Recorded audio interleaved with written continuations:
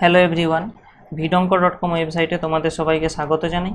আমি সৌরভ দে, তোমাদের math tutor. এখানে দেখো কোন এই সংখ্যাগুলো দেওয়া আছে, এর মধ্যে কোন সংখ্যাটা বৃহত্তম আমাদেরকে নির্ণয় করতে হবে, আমাদেরকে দেখতে হবে এদের মধ্যে কোন সংখ্যাটা বড়।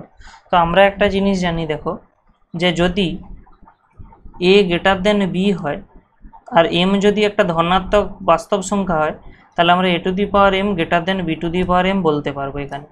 ঠিক আছে, এখানে এ বিও ধনাত্মক এবং এমও ধনাত্মক হতে হবে, তাহলে এটা ঘটবে। তো আমাদের এখানে যে সংখ্যাগুলো দেওয়া আছে, দেখো 2 to the power 30, 3 to the power 24, 4 to the power 18, 5 to the power 12 এভাবে দেওয়া আছে। তো আমাদের এখানে কাজ হবে এই যে পাওয়ারে যে সংখ্যাগুলো আছে ওদের গসাগু নির্ণয় করা। তো আমরা যদি গসাগু করি, দেখো 30, 24, 18 এবং 12, এদের গসাগু নির্ণয় করলে আমরা গসাগু পাবো 6। অর্থাৎ আমাদের এই সংখ্যাগুলোকে আমরা এমনভাবে ভাঙবো যাতে হোল টু দি পাওয়ারে 6 আসে। তো দেখো আমরা একে যদি ভাঙি, অ্যাকচুয়ালি 30কে আমরা কি ভাঙতে পারি, 5 ইন্টু 6।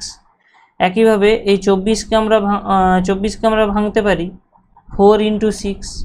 18কে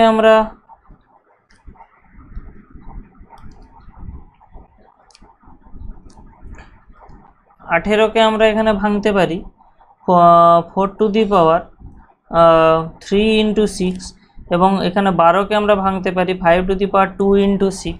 তো আমরা দেখো এই যে এই অংশটা আছে, একে আমরা সূচকের নিয়ম অনুযায়ী লিখতে পারি এরকম 2 to the power 5 to the পাওয়ার 6। এটাকে আমরা লিখতে পারি 3 to the power 4 to the পাওয়ার 6। এখানে লিখতে পারি 4 কিউব তার হোল টু দি পাওয়ার 6। এখানে লিখতে পারি 5 স্কোয়ার হোল টু দি পাওয়ার 6। তাহলে এখান থেকে দেখো 2 টু দি পাওয়ার 5 কত হয় না 32, তাহলে এখান থেকে আসবে 32 টু দি পাওয়ার 6। এখান থেকে আমাদের আসবে কত না, এখান থেকে আসবে 81 টু দি পাওয়ার 6। এখান থেকে আসবে 64 টু দি পাওয়ার 6, এবং এই লাস্টে আসবে 25 টু দি পাওয়ার 6। তো আমরা একটা জিনিস কি বুঝতে পারছি এখানে, দেখো তার মানে যেহেতু সবার দেখো পাওয়ারে এখানে একই সংখ্যা আছে, তা আমরা এটুকু নিশ্চিত যে ব্র্যাকেটের মধ্যে যে সংখ্যাটা ছোট সেই সংখ্যাটা সবচেয়ে ছোট হবে এখানে, এবং যে ব্র্যাকেটের মধ্যে যে সংখ্যাটা সবচেয়ে বড় সেই সংখ্যাটা হবে এদের মধ্যে বৃহত্তম।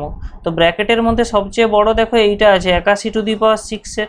আবার আমরা এই 81 টু দি পাওয়ার 6 মেনলি কোন সংখ্যা থেকে পেয়েছিলাম, 3 টু দি পাওয়ার 24 থেকে।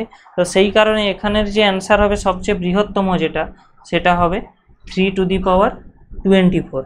ওকে, কারণ আমরা এইখানে দেখো আমরা এইটাকেই এখানে কাজে লাগাচ্ছি। যদি এ টু দি পাওয়ার এমকে আমরা B to the power M বলি এবং সবাই ধনাত্মক হলে এটা থেকে ঘুরে এ গ্রেটার দেন বি পাবো। আবার যদি এই কেসটা হয় তাহলে এখান থেকে আমরা ঘুরে এটা বলতে পারি।